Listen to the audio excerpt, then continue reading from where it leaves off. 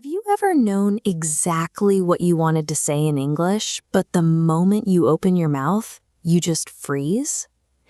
Imagine your brain is a busy toy factory. Your thoughts are the raw materials, moving down a conveyor belt, waiting to be assembled into spoken sentences. Your brain builds a four-step assembly line.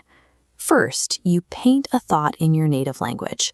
Then you immediately strip that paint off to search for matching English vocabulary. Next, you mentally check grammar rules before dropping the shape into a spoken sentence.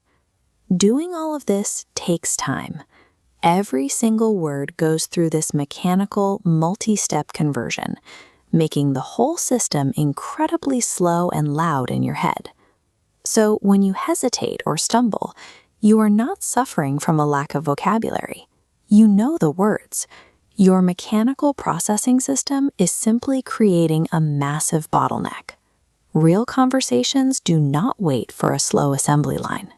People speak quickly, and when you force your factory to match that speed, the blocks pile up, the gears grind, and the machine starts to overheat.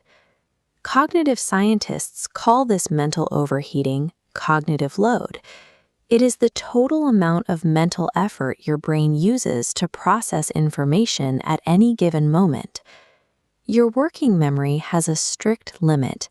It cannot generate an idea, translate vocabulary, and assemble grammar rules all at the exact same time without dropping something.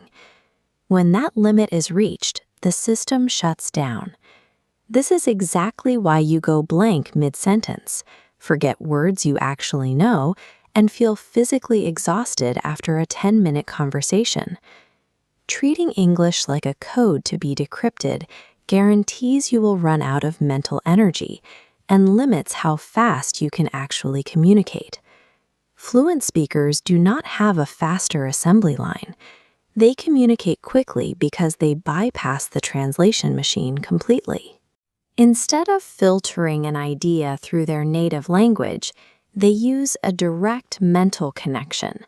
They see an object, and it slides straight down a direct chute into spoken English.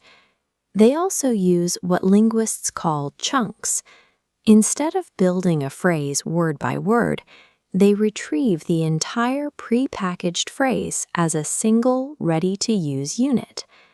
If you pause frequently, practice sentences in your head, or ask how to translate, your brain is still relying on the old translation machine.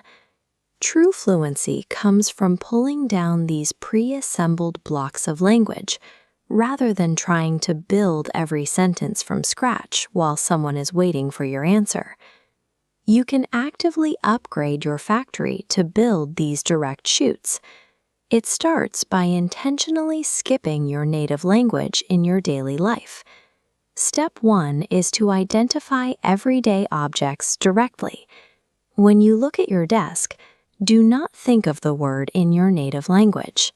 Just look at the object and immediately attach the English label. Laptop, cup, pen. Step 2 is to narrate your own physical movements. As you go about your day, describe what you are doing in real time using simple English. I'm walking. I'm making coffee.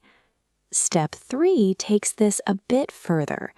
Practice asking and answering basic daily questions entirely in your head. What should I eat for lunch? I will have a sandwich. Developing this internal monologue works. Academic research into how we learn languages shows that intentionally using your inner voice to talk to yourself in English is a proven way to force the brain to internalize the language. Step 4 is to keep your language simple. When you attempt to construct massive, complicated sentences, you force your brain back into the translation machine. A small, sturdy sentence is always better than a complex, broken one. By practicing these 4 simple steps every day, you train your brain to bypass the old toll booths and build its own direct chutes. Rewiring your mental pathways is a gradual process. It requires working differently, not just trying to process translations faster. But if you stay consistent, you'll reach a point where the noise stops.